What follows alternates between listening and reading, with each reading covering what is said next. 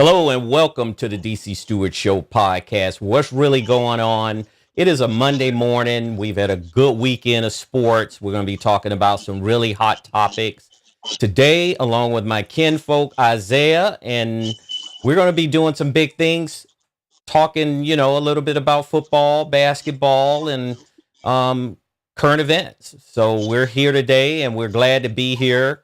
And technically, we'll be here for you. Hit that like button, smash up that like button, actually, because, that algorithm is really pushing us to the top. So we appreciate everything from you, the viewer, for supporting us to this point. So hit that algorithm like button on Facebook, hit that algorithm like button on YouTube, and we're on Twitch TV. So I'm going to go ahead and introduce you to my kinfolk, Isaiah. And guess what? Isaiah is looking very Miami-ish today, if that Miami is a good term. So Isaiah, how did your weekend go? How are you doing? What's really going on?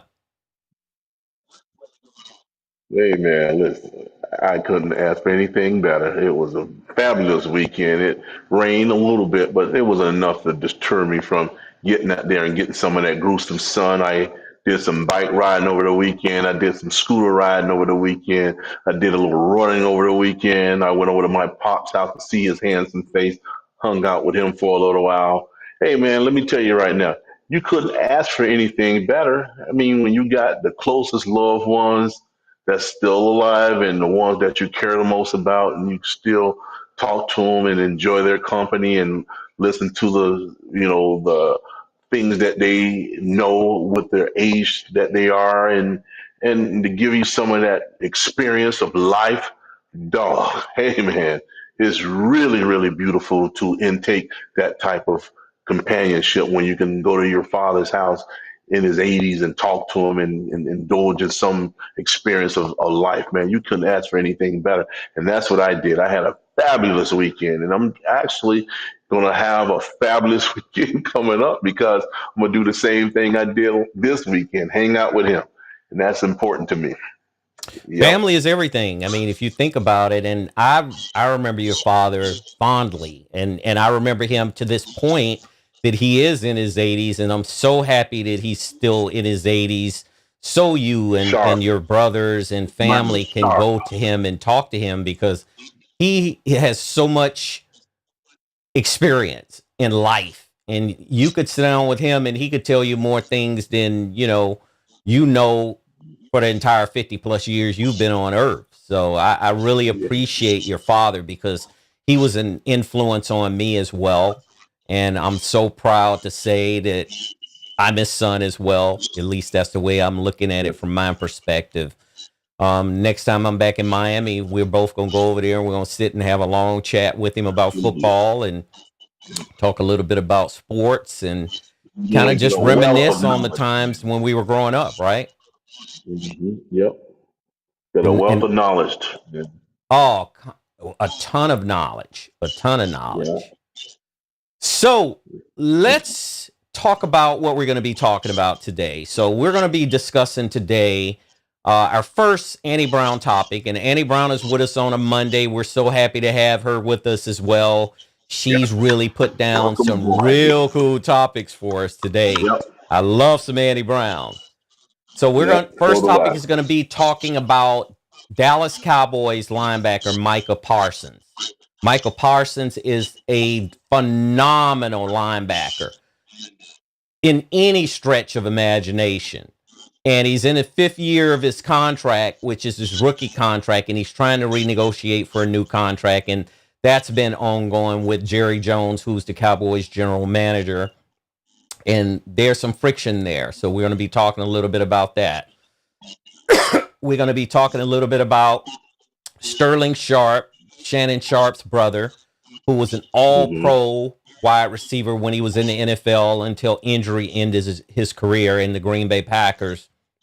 Shannon was a phenomenal superstar at the University of South Carolina as one of the top wide receivers in college football at that time. So we'll be discussing his Hall of Fame speech and the Yeah. impact that he's had on Shannon, and Shannon's current situation of his most recent settlement, and how that impacted Sterling's speech. So we'll be talking a Yeah. little bit about that. And we're going to be talking a little bit about Ocho as well, because we're going to add Ocho in, because Ocho has been made an offer that we'll talk about that could potentially make a difference for Ocho, but will it make a difference for Shannon? So we'll be talking about that as well. What is So we got that? some real cool topics from Manny Brown today, right? Yeah, ready to get into it. Absolutely. Absolutely. We're going to unpack it. And to tell you a little bit about my weekend, I can only coattail on what you said about family. I've been with my family the whole weekend, and I've really enjoyed the time for this weekend. We went shopping, and we had a few things we had to do. So I'm really happy about that. I'm still on my journey to lose 10 pounds at least in the next 60 days. So I'm going to be cutting off sugar pretty much entirely based on a water Oh, diet. man. And I Yeah, know you're you can get laughing, that but in I'm a going to go week. ahead and carry this thing out, right? Yeah, Because 10 we've made a pounds, you can do that commitment in to a week. each other that we're going to carry this Yeah, thing out, right? yeah, but I'm not doing 10. I'm doing 40. You doing 10. You can do that in a week. Well, technically, now let me get back and rephrase that. I technically need to lose 20 pounds because right now I'm sitting on 181 pounds on a 5'6" frame. Technically, my ideal weight is 165 to 175 pounds. 175 pounds of muscle will make me look like I'm over 180 pounds to 200 pounds, right? Yeah. Because the muscle is heavier Yeah. than fat. So technically, muscle and bulk in definition is heavier than fat, but it makes you look Yeah, but so that much muscle better. makes it look better. Yeah. And it Yeah. makes you fit your clothes too. I mean, your clothes, I have clothes I can't even wear anymore because I'm a little too big for them. And as soon as Yeah. I can dump this weight off, I'll be able to come right back down into those clothes that I purchased over 10 years ago. This has been sitting in the Yeah. I closet got for a two closets while, like that. right? Yeah, I got two closets like that. Absolutely. Absolutely. And you can Yeah. only make a difference if you lose the weight. So I was telling you about wind Yep. sprints the last time. Wind sprints is Mm-hmm. just ever so important for sure, when Yeah, it comes to that. DC, and I have no intentions of throwing those clothes that I can't fit away. I'm not doing it because that's my extra added motivation to lose the weight. Because if I Yeah, throw those clothes, that means I'm just flushing it down. I'm gonna remain the way I am, and I am adapted to the weight gain, and that's what I'm not gonna do. Nah, exactly. You don't no, accept anything no. better than being perfect. Perfection. Perfection is everything, in my opinion, when it comes to weight loss and personal things that you want to accomplish in your life. You're shooting for perfection. That's the top of the key right there. You know. Yeah, and the main goal is not to quit, man. You might slack up or get deterred a little bit, and that's what happened to me. I stopped certain things, and I was at a stalemate. But now I'm getting back to the rhythm of it, and just to be, you know, cordial, I got to get back to it and buckle down and work hard at it. Because once you slack off a little bit, it just really screws up everything. So the best thing to do is just keep plugging at it, because then you Absolutely. have that breakthrough, and that's what I'm looking forward to. Yeah, Absolutely. Everything is about keeping plugging at it. I mean, you never give up yeah, on anything because, in life, sometimes those obstacles pretty much put up barriers that make you want to quit, but don't quit. Just stick with it. just represent itself. And even if you have to, adjust your process, because that's how we want to do it, we want to do it by process. You might have to make a few adjustments here and there for process, but beyond that, you can only get better as you overcome those obstacles. It's just like Yeah, simulator playing a and video I game. and I I'm so focused to do it the right way too, because there's some cheating mechanism out there. You can go in there, Absolutely. get those shots, and then go to these doctors and all this type of stuff, which is pretty much cheating. But with me, I really think that science of that weight loss drug. For some reason, I think that's going to come back and haunt people later on because I just couldn't imagine you losing that substantial amount of weight like that, and most of them, their skin remain tight, and like people that I know who done it, their skin is so flexible where it tighten up as opposed to people who used to get the surgery where they got the clipped in the intestines, the whatever gastric bypass or whatever it was. They lose weight so rapidly. Then you got shaky, jiggly arms, and then you have the gut hanging, and all between your thighs are so wiggly and jelly, and Right. then they have to go ahead and get skin grafts to take that meat out of there. The skin is because it's too much.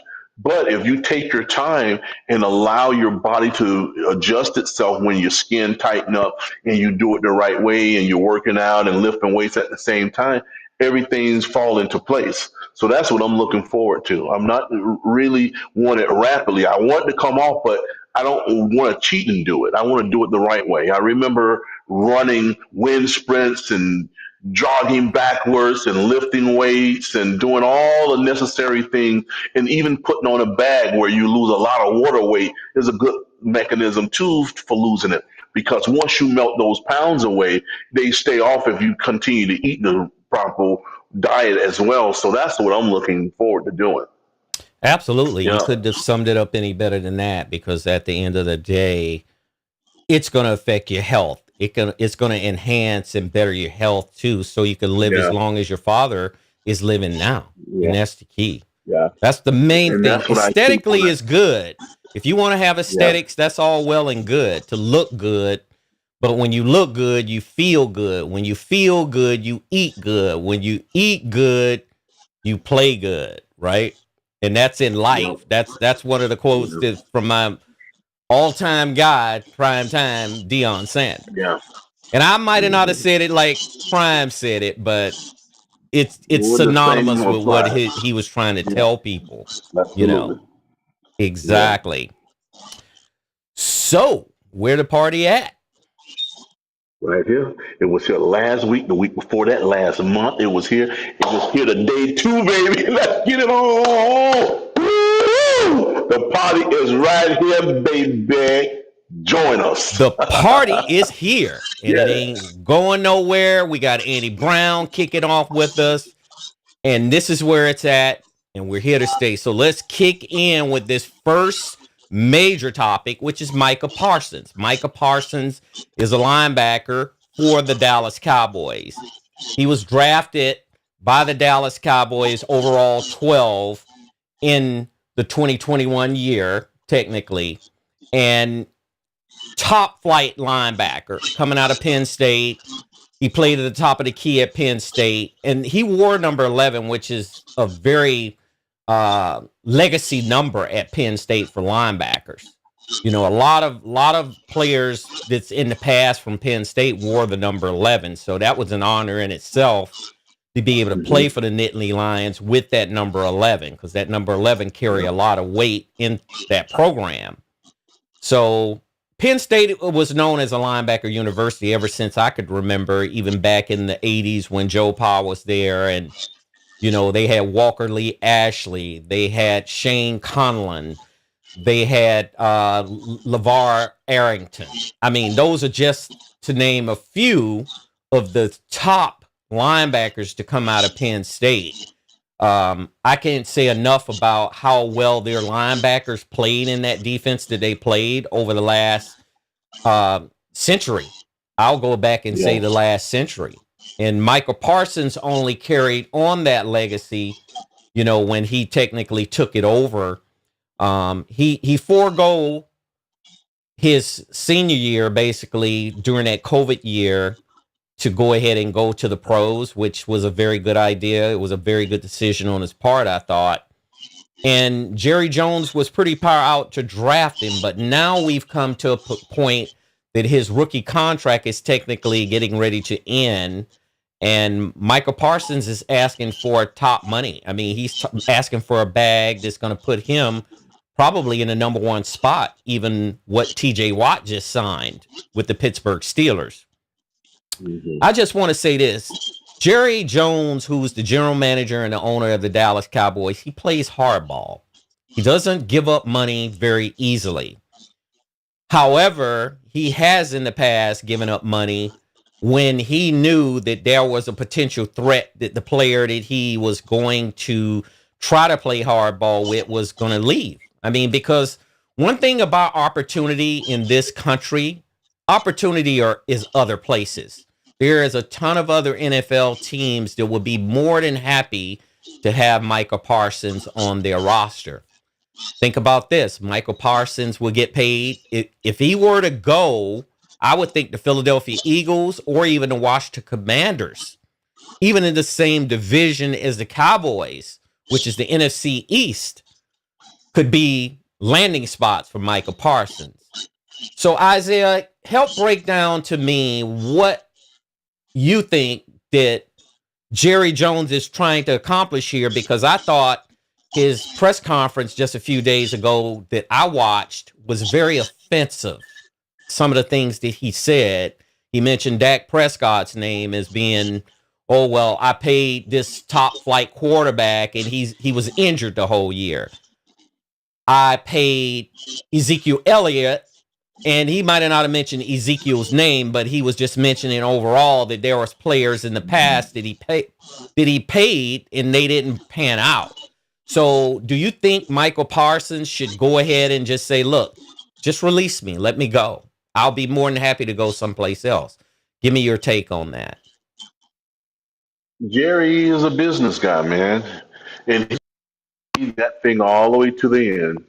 And just like these other players that we're talking about, these people they weigh their options, and what Jerry gonna see is he gonna go out there and see where that market is for him. He gonna see who's pulling and tugging to get this player from him. He's gonna try all of that. And then ultimately, if he sees somebody who's getting ready to match that thing, he just gonna pay the player, man. Because one thing about it, he knows it's a business, he knows it's a game, and potentially a guy can get hurt.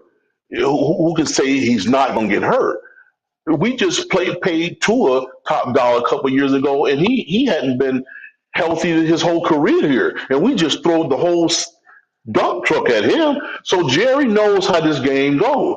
He's the owner and the GM. He's been doing this thing for 30 years now, so he know how it goes. So what he's going to do is he's going to play hardball, and then when that time run out, where somebody say, "Okay, listen, I'll give it to him," and then he's going to say, "Here you go, man," and bring the guy back to camp and proceed with the season. So that's all this is. Remember when Zeke was there? They say, "Hey man, you gonna pay Zeke?" He said, "Zeke who? Who's that?" He was trying to act like he didn't even know who Zeke was until that time came. He just paid him, and that's Right. what I think he's going to do in this time too. I really think he's going to pay, because Jerry won a championship, and this guy been like he's been like the dominant defensive player for his squad. So you're not letting no guy go like that when you won a championship. Why would you let this guy go when you know what you got as an athlete on your team, and then to try to go get somebody else to replace him when you know what you got right here? And it's all about money, and he got it. He's got the money. I see if he was broken, he was saying, "I need other players. I need to get two or three more other players for that money." He's not looking at that. He knows what he got. He's going to play the guy. He's going to pay him. I guarantee he's going to pay him. Yeah. Well, this is my take on it. Defensive players, to me, and Jerry should know better as far as I'm concerned, because he's been the owner and the manager, general manager for 36 plus years, right? Defensive players versus offensive players, to me, there's a difference there from my perspective.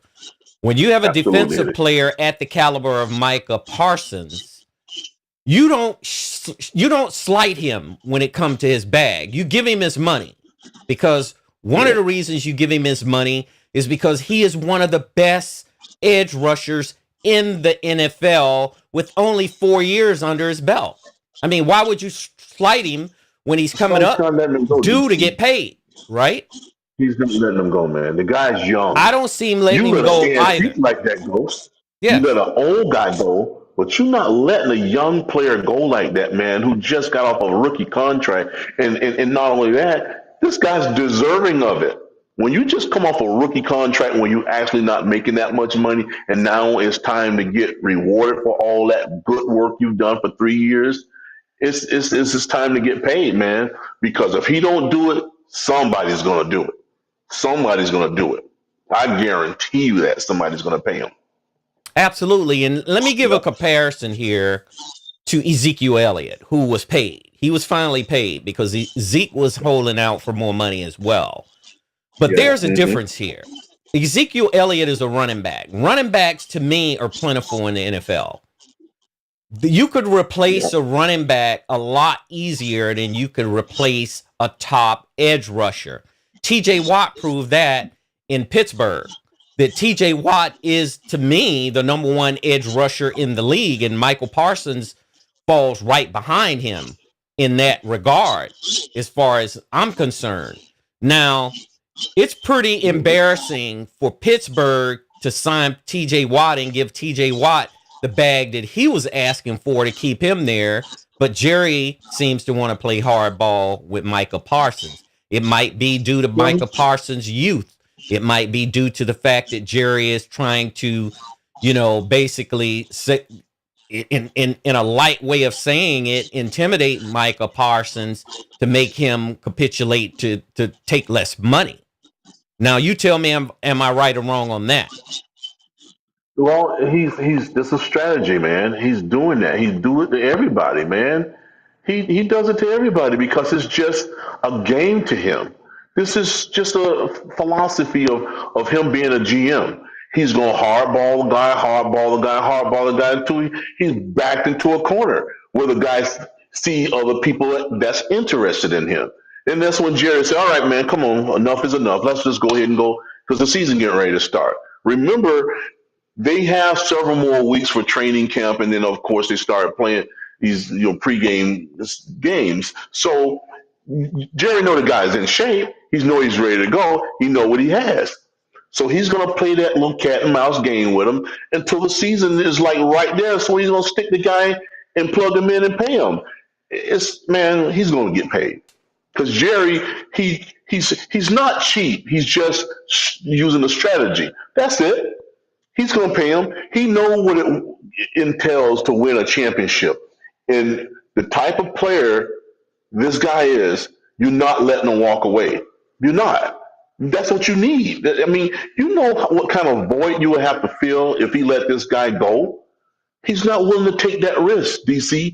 He's just going to play this game about not just handing it over. I mean, it's just like when you get your brand new Ferrari and here's your son want to drive it. He's like, oh, man, I don't think I'm going to let you use this, but I'll let you use the Ford. I'll let you take that one. But you're going to be real tingly to let him take that Ferrari out. But, once you know what you got, he's been driving right beside me for a long time. I know he can handle the Ferrari. So you give it to him. You know what you got. You know he can handle it. And Jerry knows this guy can handle this position. Absolutely. And he's going to pay him. You watch. Absolutely. Yeah. So there's been a lot of support for Micah Parsons because his record speaks for itself. And I'm going to read off his numbers in 4 seasons. 172 solo tackles, 84 assisted tackles, 52.5 sacks. So that's technically 53 sacks. And he has 0 interceptions. So his numbers somewhat is below TJ Watt because TJ Watt has played a lot longer in the league than Micah Parsons has played. So that right there, as far as a resume goes, speaks volumes to me because if he wasn't producing, there wouldn't even be any question about Jerry, holding out and saying, look, you haven't earned this bag like this. But as far as I'm concerned, Micah Parsons has earned this bag and he's asking for a max deal. I would call it a Supermax deal because technically it might even put him above what TJ Watt ended up just signing a couple of weeks ago. I would say probably a month ago. That Pittsburgh sealed TJ Watt because they couldn't afford to let him get out of there to go to a competitor like Cleveland or Baltimore or somewhere like that, right? So these players, they have leverage in some ways, and they they use that leverage now. Yeah. You know, one thing I can clearly see with stuff like this too, DC, we really don't know everything that's going on behind the scenes. And I'm going True. to give you an example. Remember the year when they had that mega trade and, they got Wade, Bosch, and all those guys together and LeBron. Mm-hmm. They got all those guys together. They sat those guys down, and Pat Riley had to get a bag and put it to the table and say, okay, this is the amount we have to spend, right? So Mm-hmm. then you go in the background and you got guys like Haslam and the other guys who had already started declining in their production. And you start trying to either make these guys take a pay cut or don't do this or restructure their own contract. See, that could be happening here too. If we're going to give this guy everything he wants, we need him in place. We need to start trying to restructure other guys' contract where all this thing could fit. It's a puzzle. That's all it is a puzzle. And then perhaps may say, listen, man, if you take, 10,000, $10 million less, we can work this deal out today. And the guy say, oh, man, I ain't taking nothing less. So then you still got to go back to the table and work out those other contracts before you sit this thing and get this guy this max deal. So we don't know if that stuff not happening, man, because Jerry Of probably course. do want to pay this guy, but he know he can't afford to do that and bring all of these other players in place to be able to be competitive. Because when you just pay one guy and you don't have everything else in place, you still don't have anything. Because this is a team sport. It ain't like Absolutely. you By boxing all and you means. just give a guy one big bag. So By all everything means. has to coincide. And that's probably what they're doing behind the scenes, working out these numbers, man, and to make sure they can give the guy what he wanted, either cut somebody else to make sure they can fulfill what he needs. So we really got to sit and wait for a little bit, see how this thing panned out. It seems Yeah, to me, and I don't know Jerry Jones personally, but however, I do believe that since he's a billionaire and since he's owned the team, I think Jerry likes to feel like the terms were on his terms as opposed to the players' terms. So what Jerry yeah, does is Jerry hard bargains for his own terms to get yeah, those terms as close to yeah. what the other party is actually requesting in demand for the type of contract that they're looking for. Correct me if I'm wrong now, but I'm just saying Jerry is one of those egotistical guys that he has to win. He has to have it where, look, this contract was on my terms. It wasn't on Micah Parsons' terms. This contract was Mhm. on my terms, not his terms. And Yeah. once Jerry can get to that point in this negotiation where he feels like, look, if Micah Parsons is asking for 100 and or $200 million, let's just say, over a span of a couple of years or 6, 7 years, however they may pan all of that out, Jerry will bring it as close as he can to that request of that $200 million, so he could say, look, this is what I'm offering. This is last offer. This is all I'm going to put on the table. And you marinate it. You can go home, think about it, sit, do whatever you want. But the terms in Jerry's mind is going to be on Jerry's terms, not the other party's terms. Now, let me give you an example of what I'm talking about. I took a symposium with super agent Lee Steinberg. Lee Steinberg is based in Newport Beach, California. Newport Beach is probably about 40 miles plus away from Los Angeles. I saw the ad. I jumped all over the ad. So we spent one day with Lee Steinberg in Newport Beach in his office, me and probably about 20 other people. We were trying to learn how to become sports agents or just have the background, of the inner workings of being a sports agent. Doesn't matter which sport. He was talking about baseball, football, basketball, the whole nine. So technically, Lee Steinberg brought up an example of Jerry Jones in his, during his time that he was talking to us. And he said that, look, I represented Troy Aikman. Troy Aikman was one of the best top all pro NFL quarterbacks in the league. There was a time where Lee Steinberg represented almost all of the And top all the 10 big guys. quarterbacks. Yes. Joe Yes. Montana, Steve Young, Troy Aikman. Remember. I can go on and on and on of how many people he's represented in terms of their status in the NFL. So he broke it down to us like this. Lee Steinberg said, look, Jerry Jones didn't want to pay Troy Aikman what Troy Aikman thought his market value was. However, Lee Steinberg said the negotiations just went back and forth and back and forth. And pretty much his conversation with Troy was you might have to start making some additional plans because you might have to force your way out if he doesn't want to pay you what you're asking for. So Lee made a proposal to Troy to basically build a compilation of his whole entire career in the NFL based on stats. And he put all of that into a PowerPoint presentation. And he compared that to other quarterbacks in the NFL. And he took that to Jerry Jones during those negotiations. And he told me those negotiations, or told us as a class, those negotiations were intense to a point where there was not very, very many happy people in the room from time to time. Of course. I mean, that's how it is, man. That's money you're getting ready to spend. Yes, it got to a point of contention.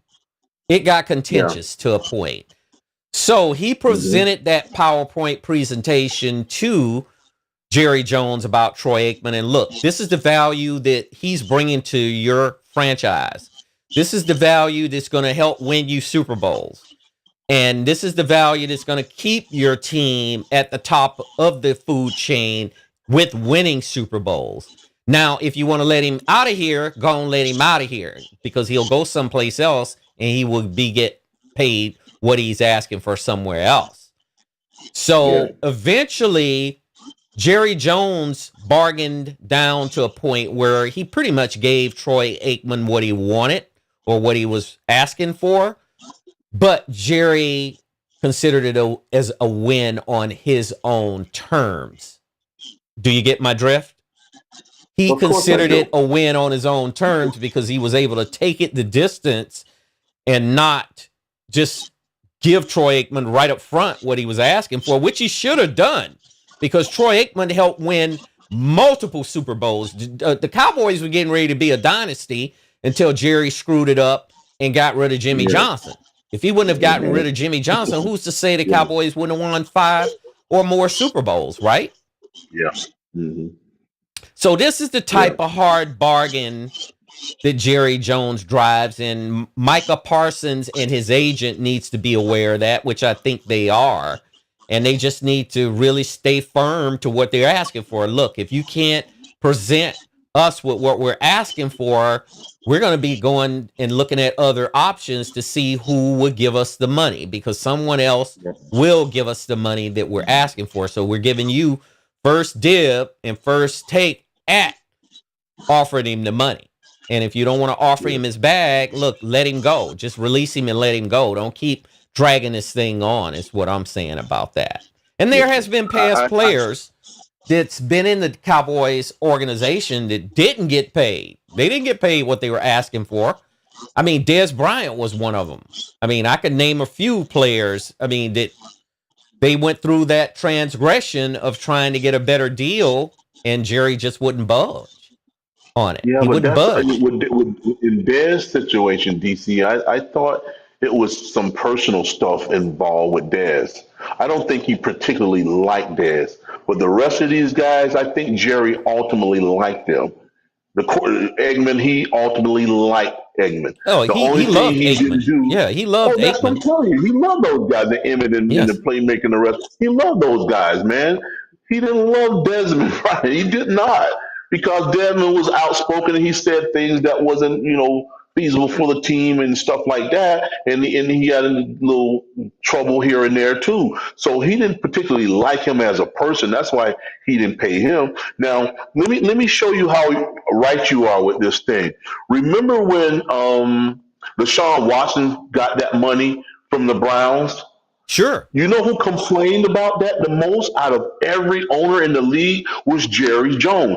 Jerry felt like it ain't no way in the world I would have gave this guy guaranteed 100% of all that money. He just wouldn't have done it.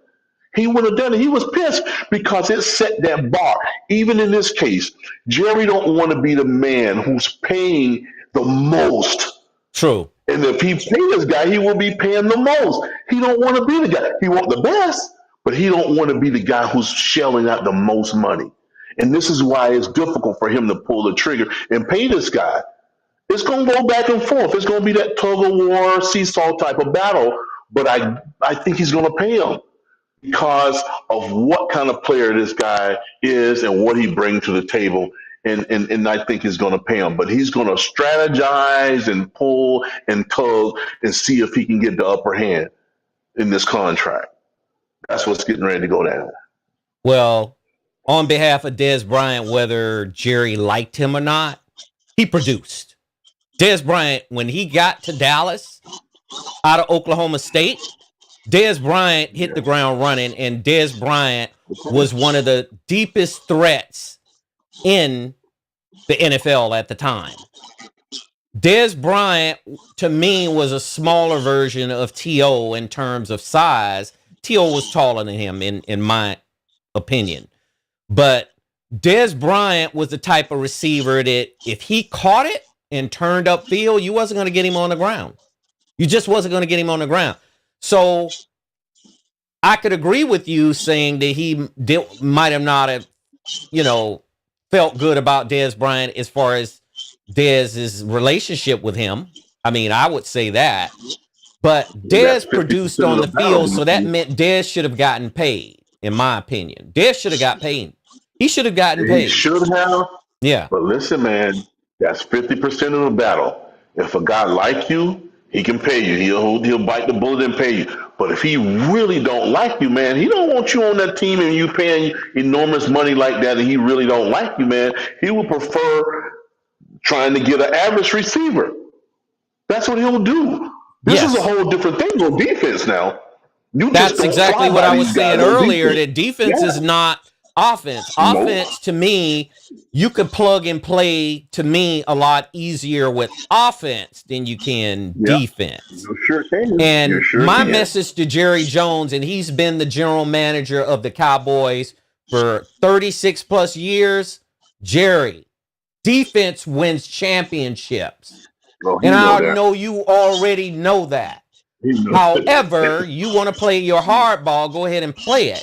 But defense wins championships, and to plug and play a linebacker like Micah Parsons is not going to easily be replaced. I'll just tell you that with your defense. He knows it, DC. He ain't crazy. He might be falling on the wayside on certain things, but he knows exactly what's going to win him a championship if he ever get there again, and it's going to have to be a defense. He got to build him a defense. The first thing Jimmy did. That's the first thing Jimmy did was build a defense, right? He built the defense. He built around that defense with the offense because, he had Playmaker. He had Troy Aikman. He had a lot of other good players. Emmitt Smith. I mean, they had the offensive players that were superstars, right? Yeah, but they got rid of Herschel to get this thing in motion, DC, remember? They got rid of Herschel Walker and then just start plugging everybody else in. Yes. Yeah. So with all of that said, Micah Parsons should get his bag. I'm not saying he might get everything that he's asking for, but he should get somewhere close to what he's asking for, because there's rumors spreading all over social media about he could potentially go to Philadelphia. I mean, they had him on Instagram in a Eagles jersey the other day that I was looking at. Just think if he were to go to Philadelphia, and Philadelphia plays Dallas, I believe, twice a year. Wouldn't that be something? Micah Parsons getting to Dallas's quarterback, which is, Dak Prescott. Yep. Yeah. So I think, and I find this ironic that Jerry went to Tony Romo and paid Tony Romo. Tony Romo didn't have to fight for his money when he was there. Did Tony Romo have to fight for his money? Did he have to fight for his bag? I No, don't he think he did not. did. He He did did not. not. But guess what I'm telling you?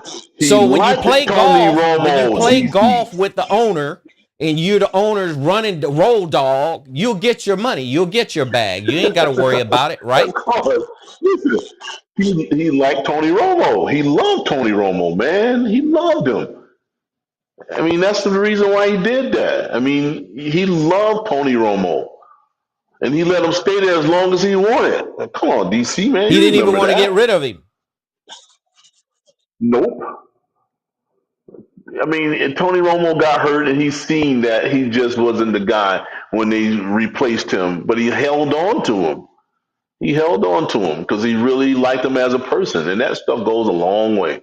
I said it was 50%. I think it's actually more than 50% of the battle. I think it's about 75 to 80% of it when a owner liked the player personally, not just his game. Personally, like his attitude, he liked him as a person. He liked his family. All of that stuff was bottled into one thing with Jerry and Romo. He just really liked him, man, because he felt like Romo was a smart kid and he enjoyed his candor and they got along well. And there's nothing Yeah. wrong with that.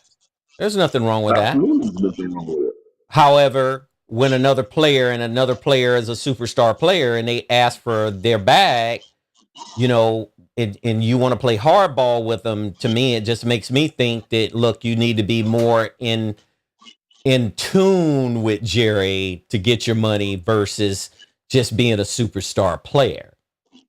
That's the way I'm looking at it.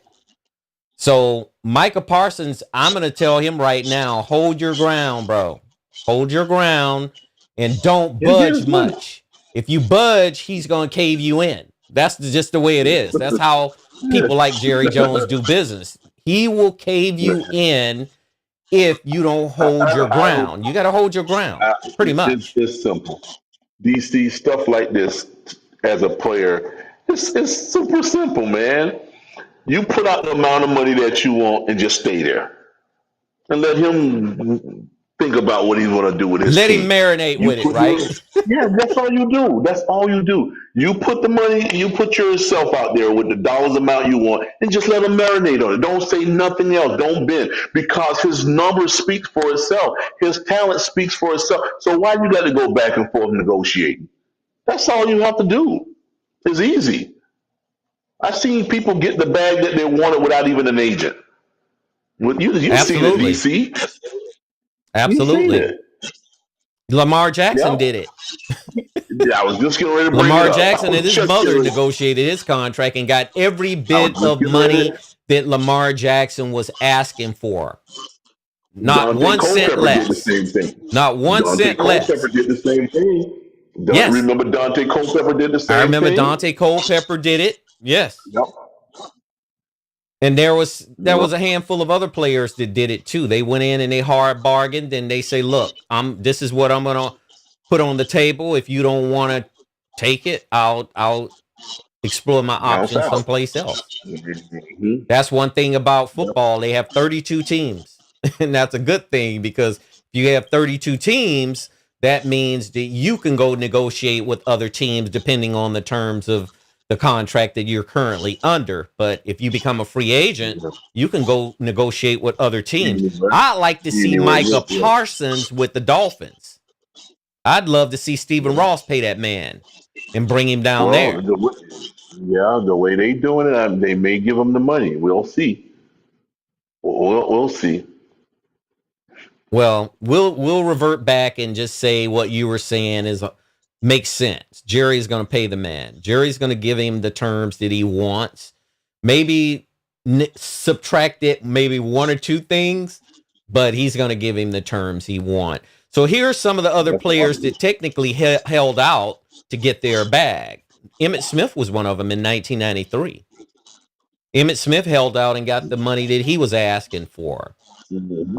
I remember that. Now, on the flip side of that, DeMarcus Ware was cut over a contract, according to this, information that I'm basically sourcing right here.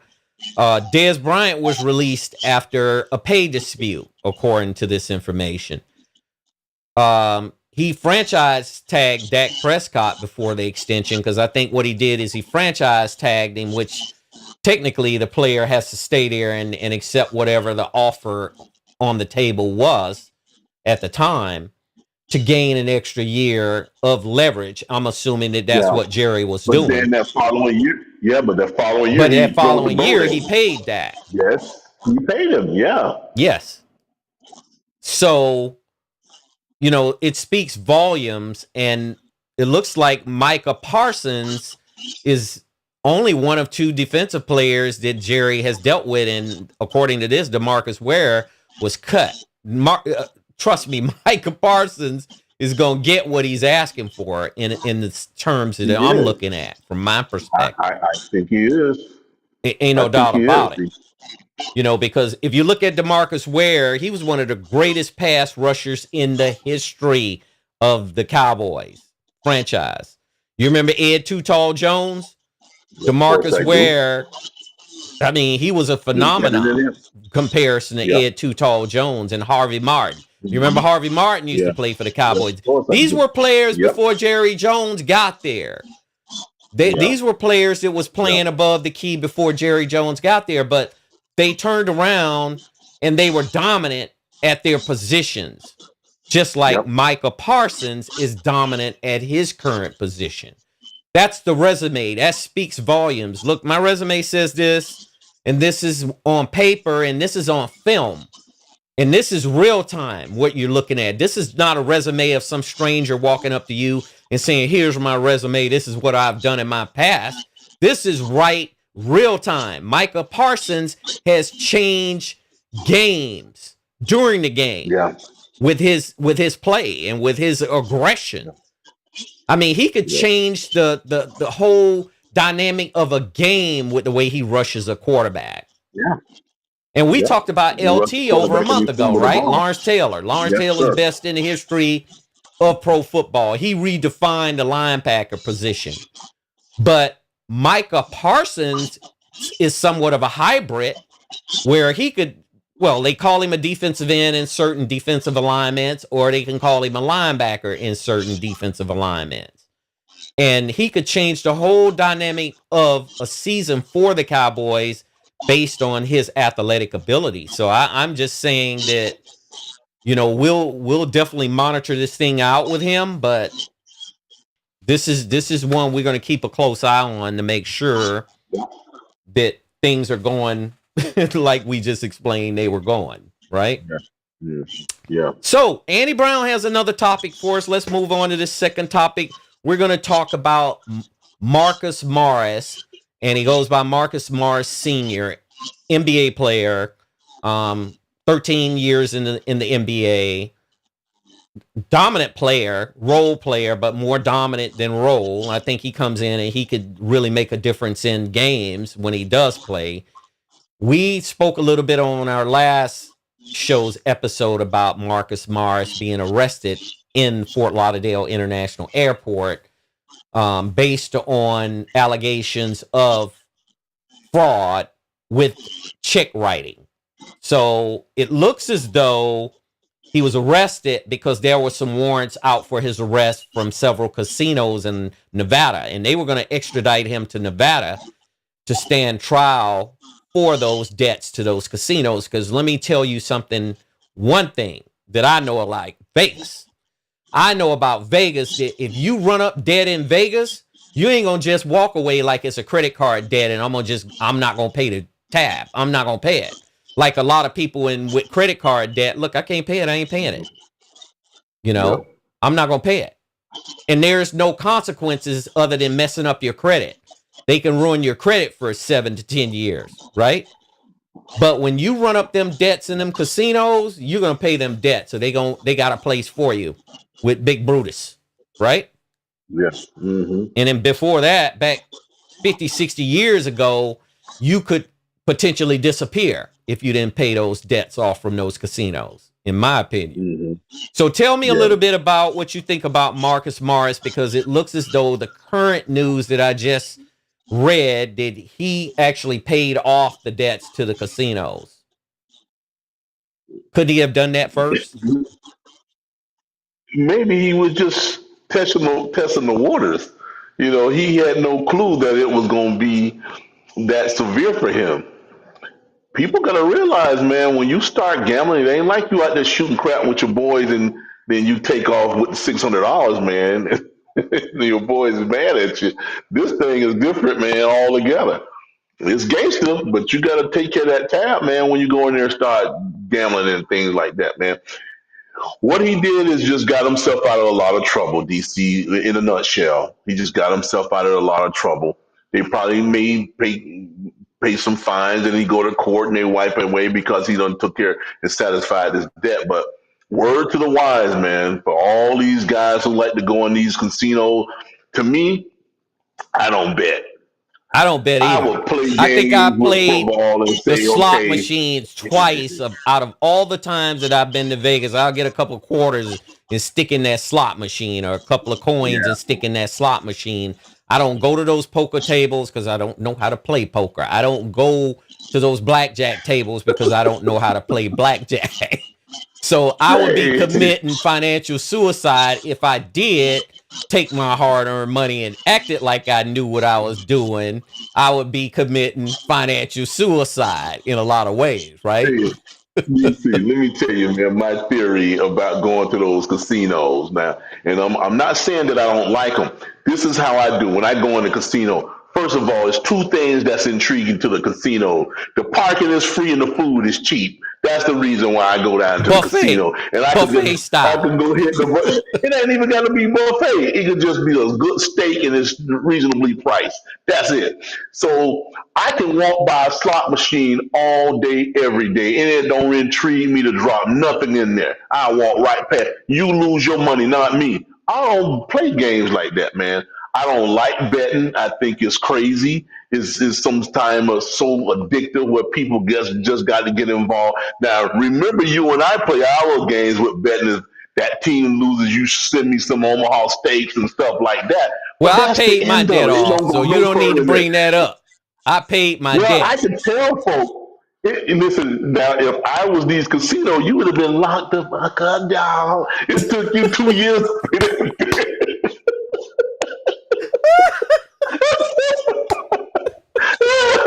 It took you 2 years to pay They done locked me up in the that. airport and extradited me down there Oh to pay man, you off, right? dude.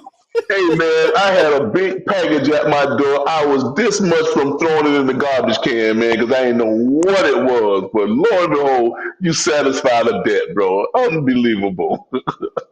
You know what? I just woke up one day and I say, you know what? I got to pay my debt so my credit rating will go back up with Isaiah, and I can get Oh my man, credit score back up to 850 with Isaiah, because yeah. those stakes, you were really putting pressure on me. Oh I man. felt like about those stakes. Hey, for the viewers who didn't know what was going on, we betted on a football game. DC lost. He was supposed to send me some Omaha steaks, and it took Doris years to send it over to the house. Well, I did it. Doris, yeah, you finally did it. And the good part about it, it was right on time. The steaks was fantastic. Dessert was good. Everything was fabulous, man. Good stuff.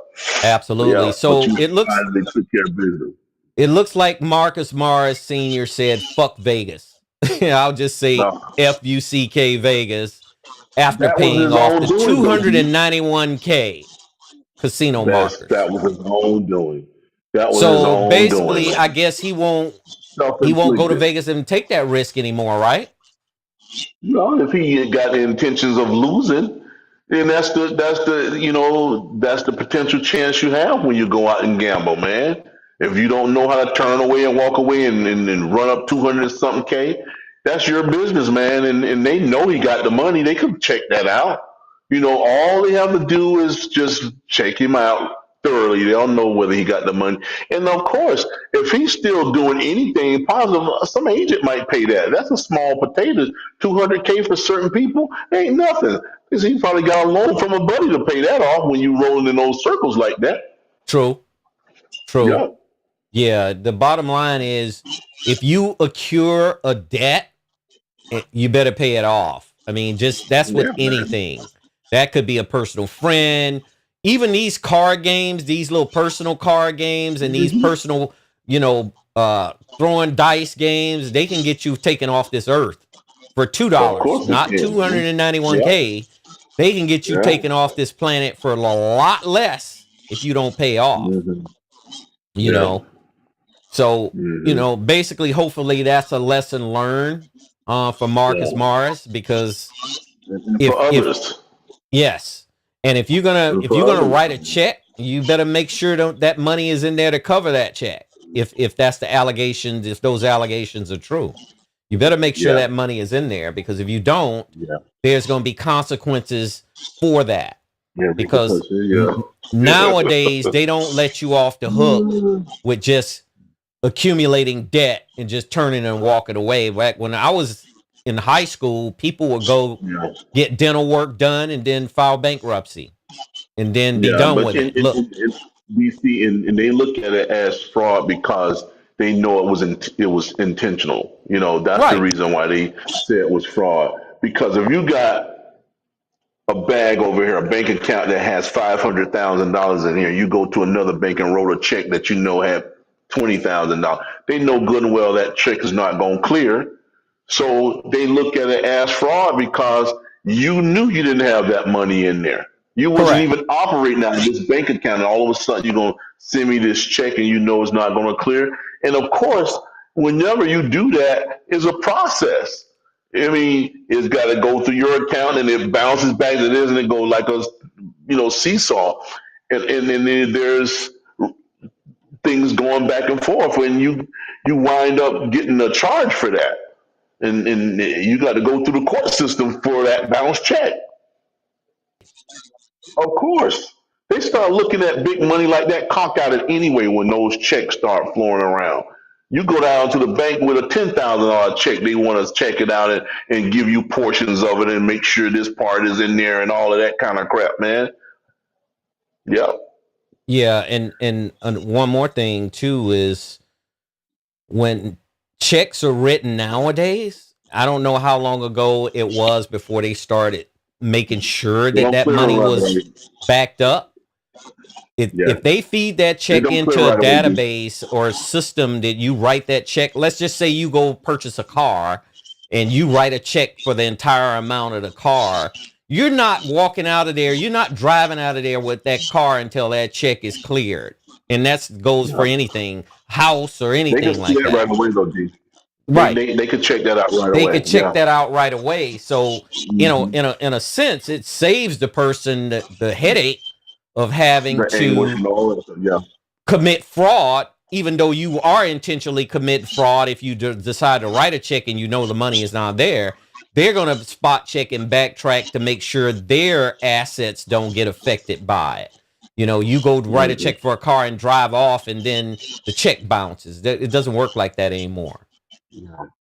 No. Not even that, D. When you talking about a car, the insurance company want to find out you got the money too because they got to cover that car in case you go out there and tear it up the moment you pull off the lot because they got to Correct. insure the car for you too. You got to get insurance and everything on that sucker before you get off the lot. So That's true. That is so yeah. true. So let's move on to this next topic Annie Brown has for us is Gilbert Arenas poker charges. Gilbert Oh, Arenas posted bail, and it looks as though he was doing the hopscotch when he was coming down the stairs yeah. of the courthouse. Do Oh, you think that's a smart it's thing the to do? dumbest move you can make. It's the dumbest move you can He make, had a man. I smile seen on his Diddy. face like he didn't have a He worry was in the out there world, and dancing like he was Cab Calloway. And the thing is, you you see, people got to realize, man, when you get in trouble like this here, and it is media driven, don't you think that these judges and these prosecutors watching the news and watching you act a freaking idiot out there dancing and think you already done beat the case? Man, why you think Diddy don't have no damn bail, man? His kids was out there doing every damn dance you can name, and well, they his didn't even son let I him out. know was doing push-ups and dancing, right? His sons was doing all kind of foolish stuff, man. His grandma should have took that cane and hit him right behind the head with it when he was out there dancing, man. And see what it did is it made people see that you are snubbing your nose at the judicial system, and they wouldn't even let him out. And that's what people got to realize. You wait till this thing is over and done with before you pull a stunt like that. And that's what's sad about it. That's what's sad about it. Gilbert Arenas Mhm. must know something we don't know if he comes down those stairs like that, because common sense should tell you, look, go out the back door. You would have probably never even seen me come out the front door when it come to that. I would have went out That's the what back door, the side door, because I don't even want to talk to the media about it, you know? And the last thing I would be doing is celebrating coming out of court after posting bail for something like that. That is not something to take lightly. That is not something to be, to me, like you say, it's kind of poking fun at the judge and the system. Look, I got out. I'm going to be a free man until my court date, right? Mhm. And he was just blessed enough to be able to get bail because, like I say, his case is entirely different from Diddy's. But Diddy wasn't given the pleasure of posting bail, and Diddy was able to put up his house. He could have put up millions upon millions upon millions of dollars to post bail, and they still didn't let him post bail because his case was different. So it's a different scenario. NBC put up $5 million bail, $5 million bail, and they would not even think about letting him off the hook because his son was out there talking crap. Oh, they went to the wrong house. They didn't do this. They didn't do that. And don't you know those prosecutors probably were saying, "What? I know we ain't letting this fool out." For him to have enormous charges and this amount of people spoke out against him, and then you out there parading around as if you got off the hook, it's a bad look, man. It was sick to see that stuff. And that's the reason why he's still locked up without a bail. Spent Christmas, Thanksgiving, New Year's, birthdays, and everything right in the can.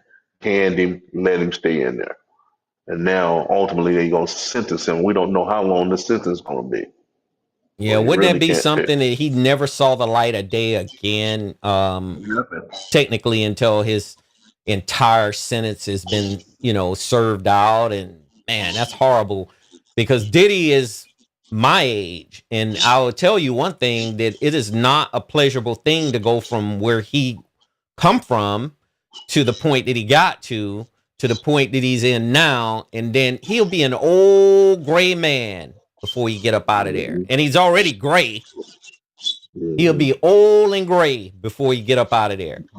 You talking like this without no teeth. Ain't one of the things. I'm not laughing because it's not a laughing matter. And I'm not laughing at Diddy for that. But this was entirely all it's self-inflicted in a lot of ways because he should have seen he should have actually been able to foresee a lot of the things that was getting ready to go down. Obviously, he may not have seen, right? But he was a Yeah. very wealthy man, and he's pretty much kind of like none of that's going to do any good locked up. So a word to the wise, to Gilbert Arenas, don't celebrate this, man. Don't celebrate this. This is not something to take lightly. This is not something to act like you got it under control. And if you do, you do. You know something that I don't know, or you know something that people don't know. So you might know. But however, you still don't want to make it look like that you are not going to be having to be responsible or be held accountable for these allegations, because if they're alleging it, that means they've compiled evidence from an investigation, right? Yeah. Of So course. we'll keep an eye on that one as well. Last but not least, Annie Brown has given us a really good one. And let's talk a little bit about Sterling Sharpe, one of the best receivers in the history of college football. And his NFL career was cut short due to injury. He had a neck injury. And if he would have stayed in the NFL without having that injury, who knows what he could have accomplished in terms of receivers, Mhm. on that list, Yeah. that wide receivers list that I had. He could have been ranked right up at the top. because he was just that type of receiver. He was a catch and go, catch and run receiver, very elusive. And he knew how to run his routes, a lot like Calvin Johnson, a lot like Randy Moss, a lot like Jerry Rice. Some of those comparisons I can compare Sterling Sharpe to. Now, his little baby brother, Shannon, defied the odds. Shannon defied the odds, went to Savannah State, played football there, and was able to parlay that into the NFL to the Denver Broncos, where he spent a majority of his career. Year in and year out, he worked harder to solidify his position on that team. And he was able to do that because of hard work, because of effort and determination that he wasn't going to be denied, because he did not want to go back to the way they grew up in terms of his grandparents raising them up in South Georgia, right? Yeah. Mm-hmm. So it looks like Sterling Sharpe finally got his gold jacket, which was well deserved. It was, to me, it was long overdue. He should have gotten it a lot earlier, in my opinion. Tell me, Isaiah, what do you think about his speech? Because you did watch his speech. And how do you think his speech cross-referenced what Shannon just went through a couple weeks ago with this settlement? Man, excuse me. That speech was presidential, man. It was really great. It was nice. It was well thought out and written. And the way he delivered it, it was superb. Simply superb. Man, to listen to a family that was severely impoverished, man. I mean, they were on dirt roads, outhouses until they became adults. They had to share clothes. I mean, there's nothing wrong with the sharing clothes thing because you pass them down, you save money because you got a kid that's right up under you. Why would you throw the clothes away? But they had a sister and there's two boys and they worked their rear ends off. And then, they start losing the men around there when the grandfather passed away and then the dad passed away. And then the mom had to be that matriarch and everything else you do to support the family. And you endured all of that stuff. And then to put these kids through college and ultimately they graduated and went up to the NFL and then become Hall of Famers, man. That right there don't happen every day. People got to realize talent alone don't get you in the NFL, man. It has to be so many different fragments of this puzzle come together to get you there. Because think about it. Every high school around this country have seniors that comes out of school every year. Out of that large majority is a very, very small percentage wind up to go play college football out of that long list of seniors. And then after that, you become a senior or whatever the case may be, if you leave early to go inside the NFL draft where it's 32 teams. Dude, you know how many things has to line up for you to be a professional? And then you A got two lot. brothers. A lot of things. Everything has to line up, man. You got two brothers to both play, both go to the Hall of Fame. And of course, with Shay, he has, went to the Super Bowl and Sterling was out of football. So he give him a ring. He admired his brother so much because he looked up to his brother because he didn't have no other father figure around but his big brother.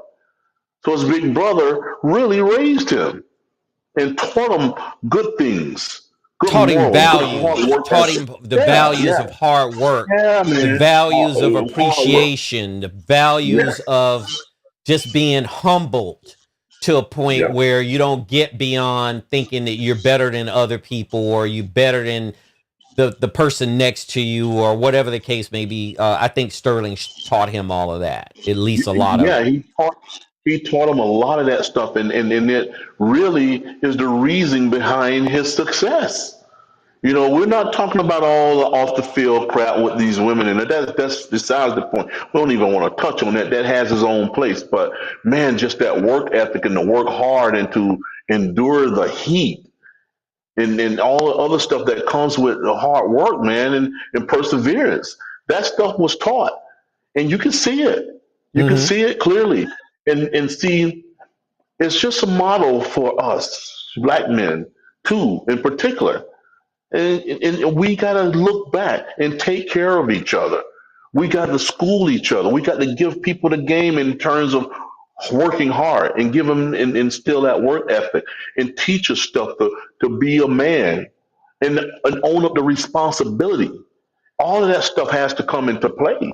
And when you do that, you make you a better person. You make you a better father. You make you a better citizen. And all that stuff has to come together when you're small. You don't start learning this stuff as an adult because you just miss too much and it ain't gonna sink in. But if Mm-hmm. you grow up the ladder to adulthood, learning these values of work harding and respecting your neighbor and your fellow man and all that stuff, you can't fail. True. I've seen nobody who carry out a tough work ethic. When you might fail at something, but you will succeed at the end if you putting that time in, if you putting that work in, and you losing sleep because of it, because that's what it all entails, and that's what it takes for you to be successful. You don't be successful about going to sleep for 8, 10, 12 hours. It ain't gonna happen, dog.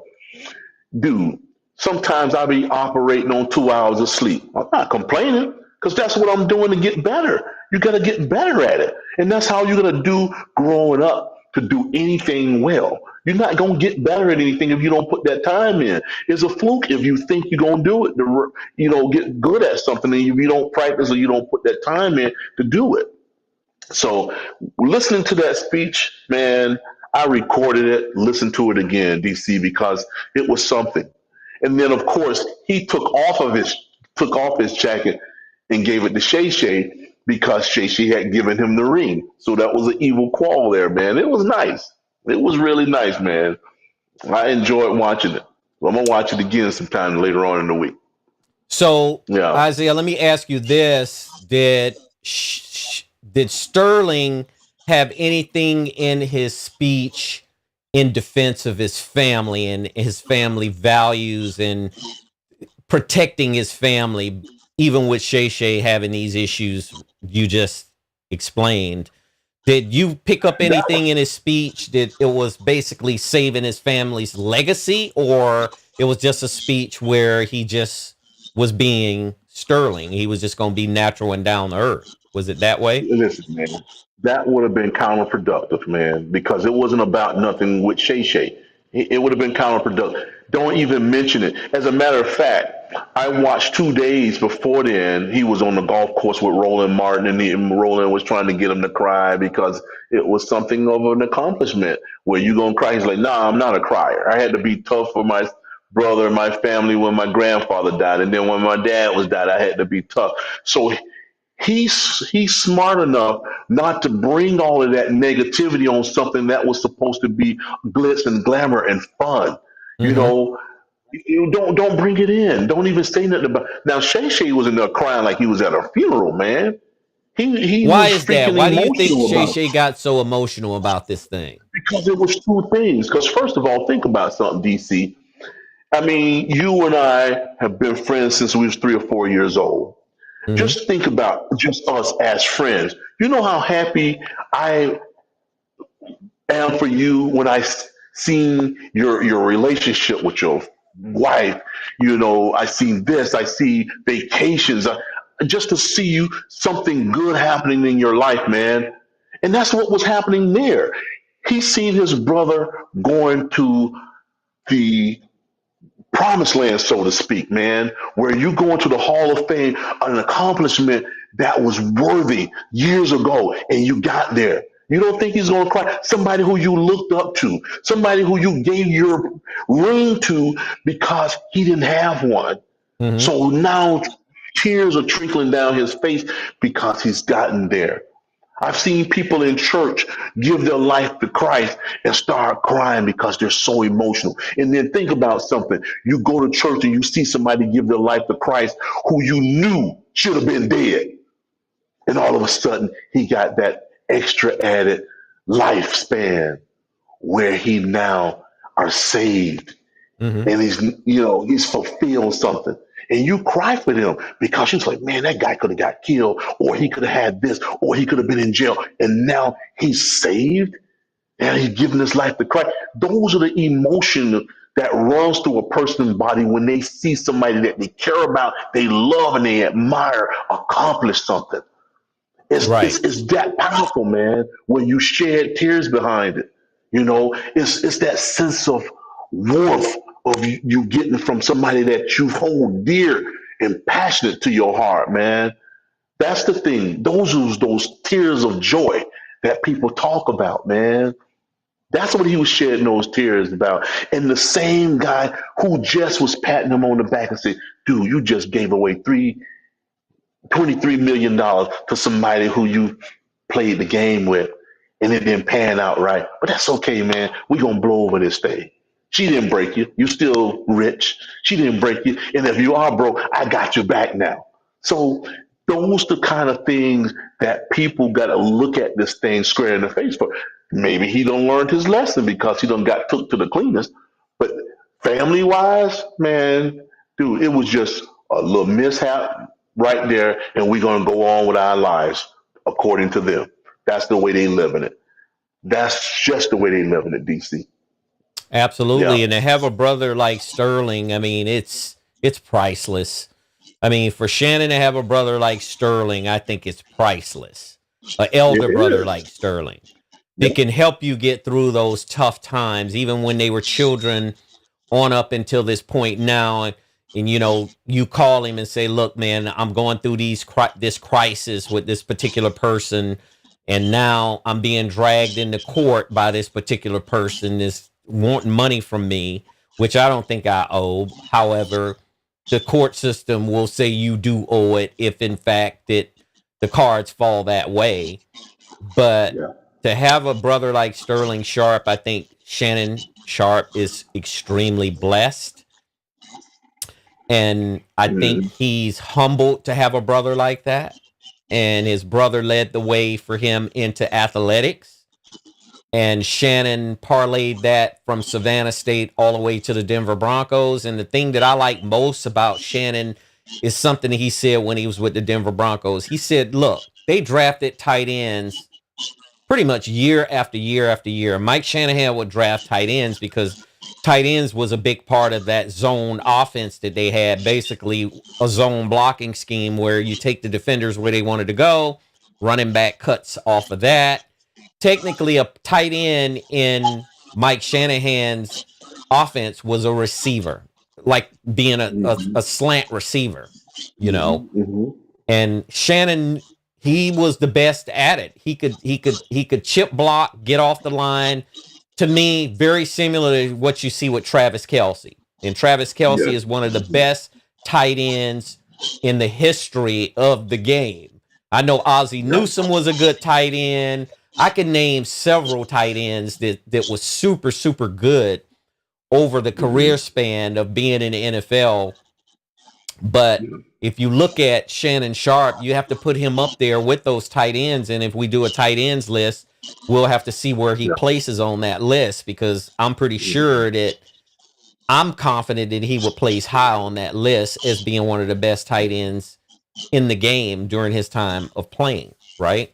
Mhm. Because we Yeah. watched him play, so we know exactly how effective he was when it came to blocking, how effective he was when it came to catching and running with the ball. So Sterling, I'm gonna have to check that. I'm gonna check that speech out because I was busy this Yeah. weekend, so I didn't see the Hall of Fame game, nor did I see the Hall of Fame speech. They Um, probably have the NFL network. They're going to televise it again on the exactly. NFL And network. I do have Yeah. the NFL Network, so I will watch that as well. So that will pretty much wrap up our show. Do you have anything to add to what we were talking about earlier? Do you No, have man, we anything? covered it. Eddie Because we Brown, thanks covered a we lot for covered a the. lot of ground, I think, Yes. and we were Yeah. able to kind of hit home with a lot of the topics that Annie Brown presented to us from our Mhm. own personal perspective. And look, Yeah. because we have personal perspectives doesn't mean they're always going to be factual. Doesn't mean they're always going to be something that you agree with, but we do have our own personal perspectives because we're all humans and we're all different. So if you know, if you want to comment on some of the things that we were talking about, we're more than happy to entertain your comments, because we're happy to be here presenting these topics to you as the viewer. Smash up that like button. Make sure that you're giving us a thumbs up as well, because we're here and the algorithm is continuing to push our conversations above the rim, and we're happy to see that. So we'll close this show out, and we'll close it out with Isaiah. Hey man, beautiful day. Beautiful day. We have Najee didn't show up today because he's got some other things happening, and we're welcome here later on. But other than that, man, we had a couple things what I want to hear his take on. But listen, man, this was dynamic. It was very fruitful. So you guys tell your friends about it. Tell your family, your coworkers that we're on. We loving what we're doing, and it's beautiful. And you guys enjoy the week. Be prosperous. Be loving to others, and keep us aboard. Keep us in your thoughts and prayers. Have a good week. Absolutely. Take care of yourself first. Make sure you take care of your health, your mental health, your physical health, and overall everything that you're doing. Make sure that you're taking care of yourself in terms of what you're consuming, what you're putting in your body, liquid or food wise. Take care of those things, because it can actually keep you around a lot longer than you would actually be around if you're not doing those things. So take care of others, do something, do a favor for someone, help someone more so than doing a favor for. Help someone, because I learn every day that I go out and I'm moving around Los Angeles. People have different situations. People have different um, they have different barriers that's keeping them from doing certain things. Is what I'm saying. So make sure that you help someone if they need help. And a lot of people are too proud to ask for help, but if you see they need help, at least volunteer to help. And if you volunteer to help, it'll come back to you twofold. So make sure you take care of everything. Take care of you, help others. Peace, love, and prosperity. Thank you for joining the DC Stewart Show. I'm Derek Stewart, along with my kinfolk Isaiah. Peace, love, and prosperity.